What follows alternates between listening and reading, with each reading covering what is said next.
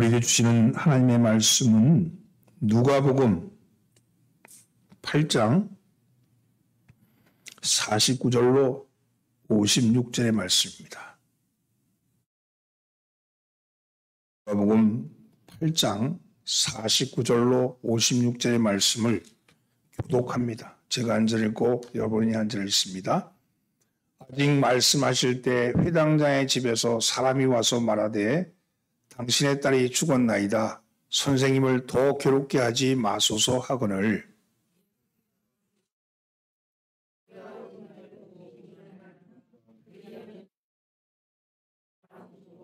그 집에 이르러 베드로와 요한과 야고보와 아이의 부모 외에는 함께 들어가기를 허락하지 아니하시니라.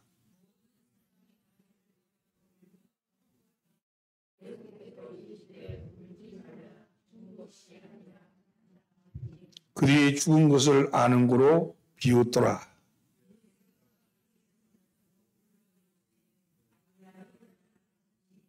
그 영이 돌아와 아이가 곧 일어나거늘 예수께서 먹을 것을 주라 명하시니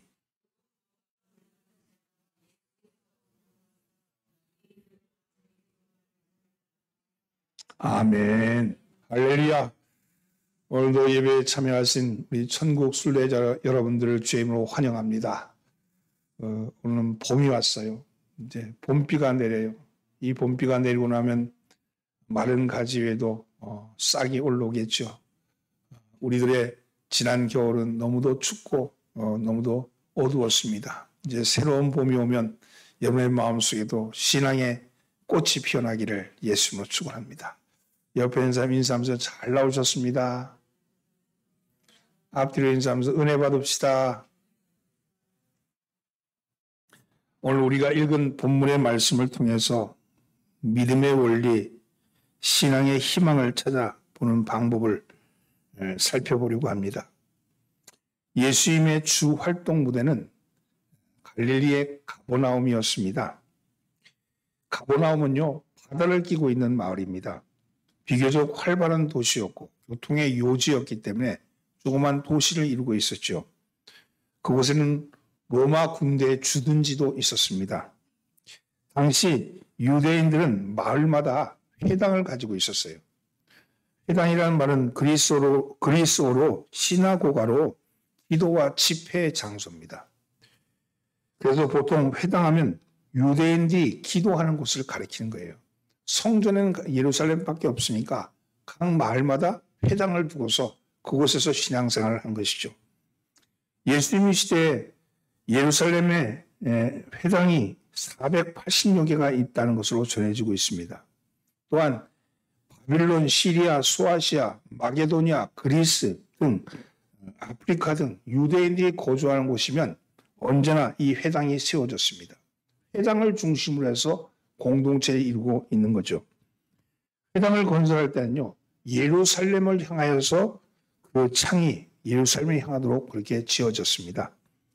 회당 안에는 모세의 율법을 놓아두는 상자가 있었어요. 그래서 회당은 이스라엘 사람들이 성전을 대신해서 예배드리는 가장 중요한 장소였습니다. 이 회당을 관리하는 사람, 이 회당을 관리하는 사람을 회당장이라고 불렀어요. 따라서 회당장이라 그러면 원로 가운데 그 시대에 가장 영향력 있는 지도자 가운데 한 사람이 뽑혔고 존경받는 위치에 있는 사람 중에 하나입니다. 오늘 본문에 보면 예수님은 가버나움 건너편에 고라사인 지방에 가서 선교를 하시고는 배를 타고 막 돌아오셨습니다. 그때 지체가 높아 보이는 점잖은 한 사람이 와서 궁중틈을 비집고 들어와서는 예수님 발 앞에 엎드리는 겁니다. 그래서 이렇게 말합니다. 선생님, 저는 야이로라는 사람입니다. 12살밖에 안 되는 제 어린 딸이 병들어 죽게 되었습니다. 부디 저희 집에 오셔서 그 아이에게 손을 얹어 병을 낫게 해주십시오. 예수님은 그 사람을 한참 바라보시다가 입을 띄웠습니다. 당신은 나를 어떻게 아십니까?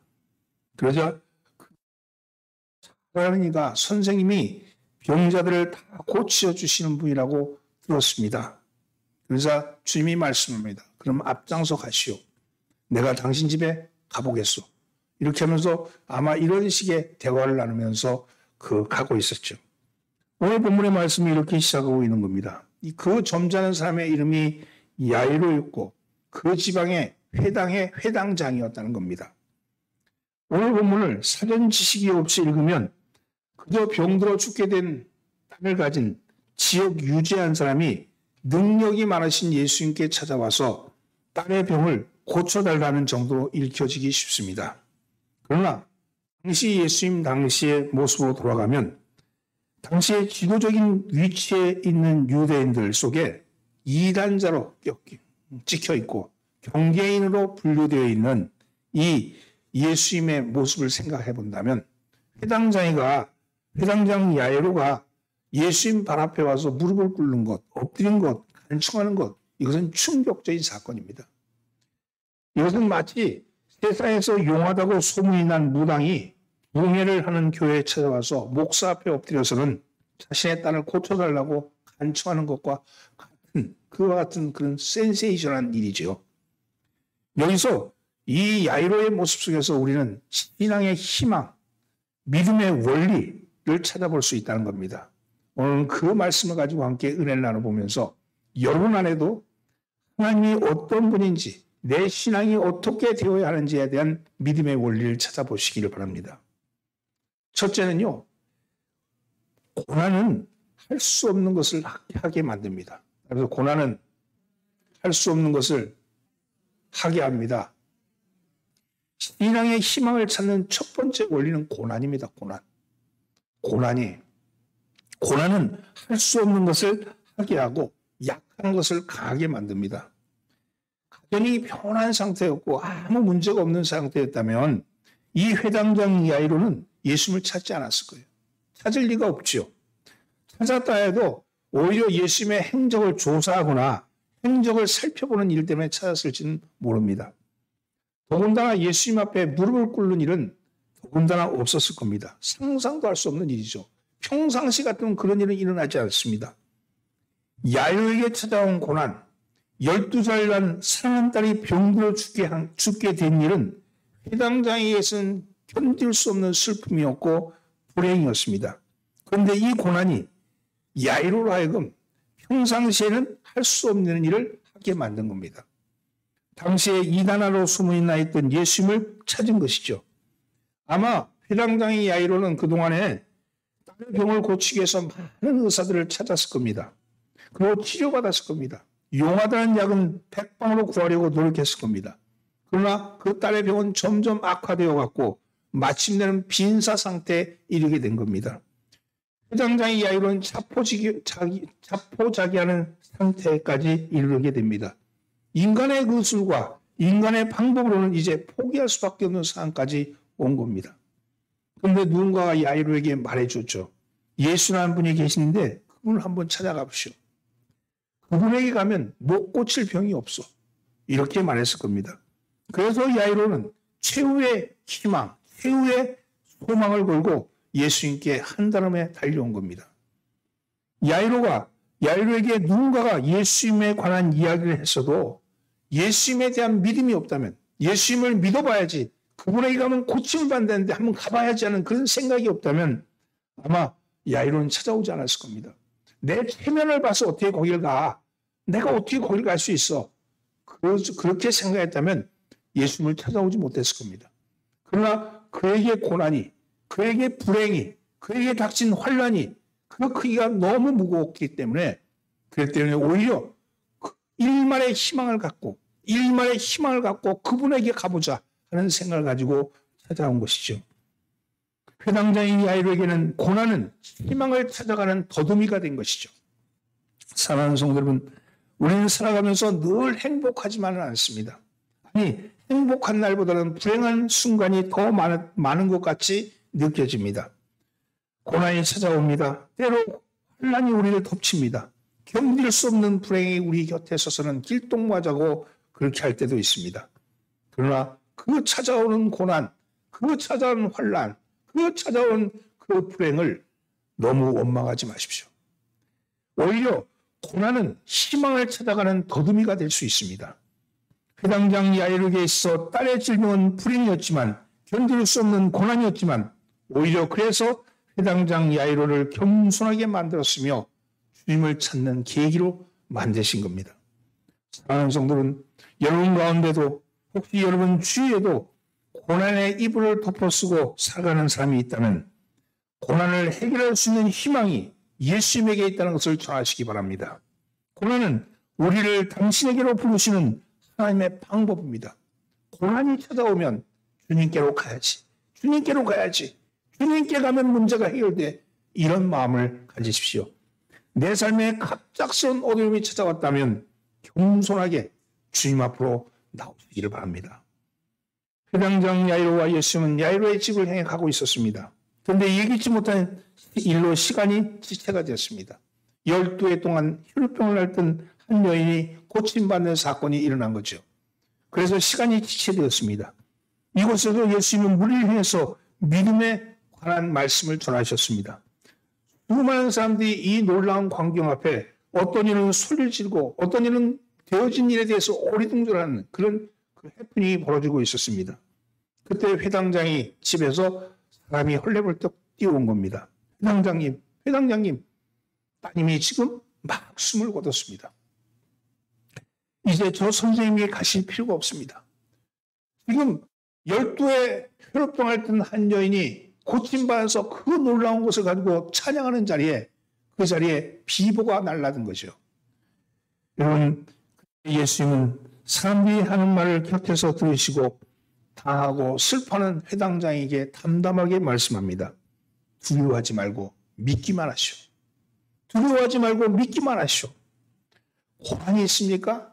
두려워하지 마십시오. 혼란이 있습니까? 두려워하지 마십시오. 여러분, 내게 불행이라는 사건이 나에게 다가오고 있습니까? 걱정하지 마십시오. 신앙으로 들어가는 문입니다. 믿기만 하라, 믿기만 하라고 말씀합니다. 그 문을, 그 믿음의 문을 두드리라고, 그 믿음의 문을 놓치지 말라고 말씀합니다. 여러분, 그 문을 들어가야, 그 혼란의 문을 들어가야 더 깊은 신앙으로 들어갈 수 있기 때문입니다. 여기서 신앙의 희망을 찾는 두 번째 원리가 있습니다. 따라해보세요. 희망은 한계 너머에 있다. 신앙의 희망은요, 우리가 그리는 한계 너머에 있습니다. 하나님께서 주시는 선물은 우리가 생각한 것보다 훨씬 더 큰 것입니다. 그리고 믿음은 바로 그 훨씬 큰 것을 믿는 겁니다. 인간의 한계는 죽으면 끝이라는 거예요. 인간의 한계는 죽음까지야. 생명이 있을 때는 그때는 뭔가 더 넓힐 수 있지만 죽음이 찾아오면 이젠 그것은 우리의 한계죠. 그리고 그것을 넘을 수 있다고 생각하는 사람은 아무도 없습니다. 예수님을 찾아간 회당장 야이로에게 있어서 그 믿음의 한계는 예수님이 딸이 아직 살아있을 때 손을 얹은사 질병을 고쳐서 구원케 하는 일이었습니다. 그러나 딸이 죽었다는 말에는 이 회당장 야이로의 믿음에는 한계가 찾아온 거예요. 죽었는데 이제. 그러나 믿음의 희망은 우리가 생각하는 한계 너머에 있습니다. 하나님은 한계가 없으신 분이에요. 하나님은 한계가 없으신 분입니다. 사랑하는 성도는 예수님께서 두려워하지 말고 믿기만 하라고 하시는 말씀은 너의 한계 너머를 보라고 하시는 말씀. 내가 가지고 있는 생각, 내가 가지고 있는 거론 한계, 이것까지는 안 될 거야. 이건 안 될 거야. 이건까지는 할 수 없어. 이렇게 말했던 그 한계 너머를 보라는 것이죠.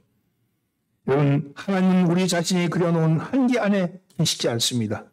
그 어떤 것도 우리 그리스도가 우리를 향한 사랑을 끊을 수 없다. 이렇게 말합니다. 하나님이 우리를 사랑하는 것은 한계가 없다는 거예요. 하나님의 사랑은 한계가 없다는 겁니다. 바울은 이 일에 대해서 로마서 8장 35절 이하에서 이렇게 고백합니다. 누가 우리를 그리스도의 사이에서 끊으리요? 혼란이나 곤고나 박해나 기근이나 적시나 위험이나 칼이랴. 이렇게 말하면서 38절에서 이어서 말하기를 내가 확신하노니 사망이나 생명이나 천사들이나 권세자들이나 현재일이나 장래일이나 능력이나 높음이나 깊음이나 다른 어떤 피조물이라도 우리 주 그리스도 예수 안에 있는 하나님의 사랑에서 끊을 수 없느니라. 여러분, 하나님의 사랑은 한계가 없다는 거예요. 여러분, 그 한계가 없는 사랑을 우리는 갖는 거죠. 크리스토퍼 콜럼버스는요, 미지의 세계를 향해 스페인을 떠났습니다. 사나운 바람과 거센 파도, 보이는 것은 끝없이 펼쳐진 바다와 하늘뿐이었습니다. 가도 파도와 바다 물결 뿐이었습니다. 갈매기가 보이지 않은 지 벌써 여러 달이 지났습니다. 선원들은요, 두려움과 분노에 몸을 떨었습니다. 가도 바다만 보이니까. 식량과 물은 점점 동이 나고 있었습니다. 선원들은 붉게 충혈된 눈으로 콜럼버스를 노려보았습니다. 그것은 스페인으로 다시 돌아가자는 암묵적인 협박이었습니다. 인간의 힘으로는 어쩔 수 없는 한계 사항이었습니다. 그럼에도 불구하고 콜럼버스는 태연하게 책을 읽고 있었습니다. 그는 절망하는 선원들을 향해서 이렇게 말합니다. 나는 나침판이나 선박의 성능을 믿고 항해를 시작한 것이 아니다. 나를 움직이는 동력은 꿈과 소망이다. 나는 이 꿈과 이 소망을 가지고 있다. 나는 지금 이사야서를 읽으면서 새로운 에너지를 충전받고 있다. 그렇습니다. 그리스도의 믿음에는요, 후퇴나 후회가 없습니다. 오직 희망과 전진 그리고 성취만이 있을 뿐입니다. 콜럼버스가 한계적 상황에서 그래서 되돌아갔다면 신대륙은 발견되지 않았을 겁니다. 역사는 도전하는 창조적인 소수에 의해서 다시 쓰여지는 법입니다. 오늘 우리의 믿음은요, 창조적인 소수에 해당되는 믿음입니다. 믿음의 희망 또는 한계 넘어서 계시는 주님을 바라보면서 우리의 한계를 넘어서는 겁니다. 오늘 여러분의 한계가 뭐라고 생각합니까? 각자 가지고 있는 한계가 있죠. 그 한계 너머에 우리의 믿음이 있다는 거예요. 그 너머에 하나님이 우리를 부르시고 계신다는 겁니다. 오늘 여러분 그 부르심에 응답하시는 여러분 되기를 예수님으로 축원합니다. 마지막으로 믿음의 세 번째 원리 따라오세요. 하나님은 생각이 다르시다. 하나님은 생각이 다르시다는 거예요. 다른 관점으로 보아야 한다는 거죠. 하나님의 생각은 내 생각과 다르다는 겁니다. 이사야 55장 8절 말씀, 이는 내 생각이 너희 생각과 다르며 내 길은 너희의 길과 다름이니라. 여호와의 말씀이니라. 여러분, 예수님은 흔들리고 있는 야이로에게 걱정과 공포를 갖지 말고 믿음을 보존하라고 하신 후에 야이로의 집에 들어갔습니다. 예수님의 일행이 회당장의 집에 도착하니 안에서는 곡소리가 나고 있었어요. 예수님은 야이로의 집에서 딸의 죽음을 슬퍼하고 통곡하는 이들에게 말씀합니다. 왜 떠들며 울고 있느냐? 그 아이는 죽은 것이 아니라 산다. 여러분, 이 말을 들은 사람들은 코웃음을 칩니다. 자기들끼리 빈정거렸을 거예요. 저 양반 무슨 소리야? 지금 금방 죽어서 숨이 끊어진 아이를 보고서 죽은 것이 아니라 잠자는 거라니. 저 사람 정신이 어떻게 된 거 아니야? 여러분, 사람들은 아이가 죽었다는 거예요. 그렇죠. 호흡이 끊어졌는데요. 몸이 축 늘어졌고 더 이상 체온이 느껴지지 않는데, 여러분, 그런데 예수는 잠자고 있다고 말씀하는 겁니다. 생각이 다른 거예요. 관점이 다른 겁니다. 믿음의 희망은요, 관점입니다. 어떤 관점에서 바라보느냐, 그에 따라서 다른 결과가 나타난다는 거예요. 똑같은 일도 어떤 눈으로 바라보느냐에 따라서 다른 모습이 나타난다는 거예요. 여러분, 아이가 막 여기서 막 그냥 개구짖은 짓을 하고 있어. 그래서 그런데 그 아이를 바라보는 사람이 어떤 사람이냐에 따라서 틀린 거예요. 그 아이의 개구짓을 하고 있는 걸 보는 사람이 할아버지면요, 손주의 노는 모습을 보면서 재롱을 부린다 그럴 거예요. 그런데 다른 사람이면 버릇없는 놈이라 그럴 거예요. 똑같은 상황은 똑같은데 어떤 눈으로 어떻게 바라보느냐에 따라서 전혀 다르게 된다는 거예요. 오늘 그렇습니다. 여러분, 어떻게 바라보느냐가 매우 중요한 거죠. 어느 아버지가 아들과 함께 사막을 여행했습니다. 사막은 불덩이 같이 뜨겁고 갈 길은 멀었습니다. 가도 모래뿐입니다. 뜨거운 햇볕과 목마름에 견디지 못한 아들이 아버지에게 이렇게 말합니다. 아버지, 이제 더 이상 못 가겠어요. 목이 마르고 지쳐서 죽을 지경이에요. 그러자 아버지가 아들을 격려합니다. 얘야, 그렇지만 끝까지 가봐야 되지 않겠니? 얼마 안 가서 사람이 사는 마을을 발견할 수 있을 거야. 그러면서 아들을 다독거리면서 계속 여행을 했습니다. 그러나 아들은 이미 절망 속에 빠져 있었습니다. 그러다가 두 사람이 무덤 하나를 발견했습니다. 그뒤 좀 지나서 공동묘지를 발견했어요. 그래서 아들이 놀라면서 말합니다. 아버지, 저거 보세요. 우리도 이젠 지쳐서 마침내 죽고 말 거예요. 저 무덤 속에서 우리도 묻히고 말 거예요. 이렇게 말합니다. 그때 아버지는 아들의 어깨에 손을 얹으면서 조용히 이렇게 말합니다. 이란다. 무덤이 여기 있다는 것은 곧 희망이 있다는 걸 안다. 왜냐하면 머지않은 곳에 사람이 살기 때문에 이곳에 와서 묻지 않았겠니? 이 무덤은 우리에게 희망이란다. 이렇게 말했다는 겁니다. 여러분, 아들은 같은 무덤을 보면서도 절망을 받지만 아버지는 같은 무덤에서 희망을 받다는 거 아니에요? 사랑하는 성도는 여러분은 여러분의 삶을 어떻게 바라보고 계십니까? 오늘 여러분의 삶이 어렵고 힘들고 그리고 힘들다 할지라도 그것 안에서 하나님께 소망을 두고 내가 주님과 함께라면 이 모든 것이 과정이다. 이 모든 것이 과정이다. 지나온 날의 과정이 그러했듯이 이 또한 지나갈 과정이다. 그렇게 믿으시고 죽음 너머에 우리를 부르시는 생명의 주님, 생명의 주님이 부르신다는 사실을 기억하시기를 바랍니다. 사랑하는 성도는 믿음은 포기하지 않는 겁니다. 믿음은 포기하지 않는 겁니다. 믿음은 세상의 생각과 다른 곳에 있습니다. 하나님은요, 성경을 보면요, 늘 역전의 하나님이십니다. 역전시키시는 분입니다. 여러분, 예수님은 먼저 예수님의 말씀을 비웃고 믿음 없는 무리들을 그 집에서 내보내셨습니다. 곁에 있잖아요. 믿음 없는 사람들이 앉아가지고 어떡하나 보자 이렇게 있는 사람 다 쫓아버리신 거예요. 여러분, 그리고 의심과 부정적인 생각으로 가득 찬 무리들을 집 밖으로 내보내셨습니다. 그리고 잠자는 아이를 깨우듯이 손을 잡아 일으키시면서 달리다굼 소녀야 일어나라 이렇게 말씀하셨습니다. 사랑하는 성도, 여러분들도 소녀처럼 누워 있습니까? 절망하고 있습니까? 죽은 듯이 보입니까? 아닙니다. 달리다굼 주님이 소녀야 일어나라 하는 그 음성을 들으시길 바랍니다. 화려했던 소녀의 얼굴이 붉은 혈색이 돌아오고 몸을 움직이기 시작합니다. 그러더니 그 자리에서 일어나서 예수님의 일행을 쳐다보는 겁니다.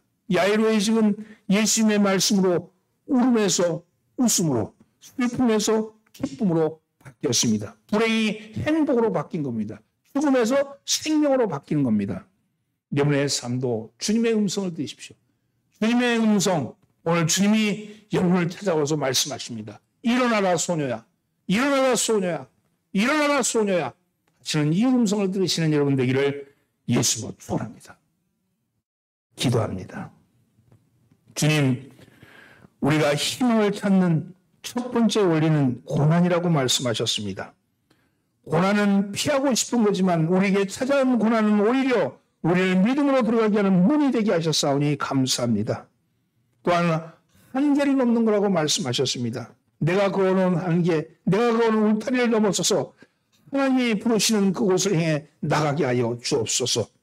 또한 주님이 하시는 생각은 우리의 생각과 다르다고 말씀하시면서 내 관점을 내 중심의 관점이 아니라 하나님의 관점으로 주님의 눈으로 바라보라고 말씀하십니다. 주님, 저희가 그리하게 하여 주옵소서. 죽은 소녀와 같이 누워있다면 달리다굼 소녀야 일어나 하시는 주의 음성을 듣게 하여 주시옵소서.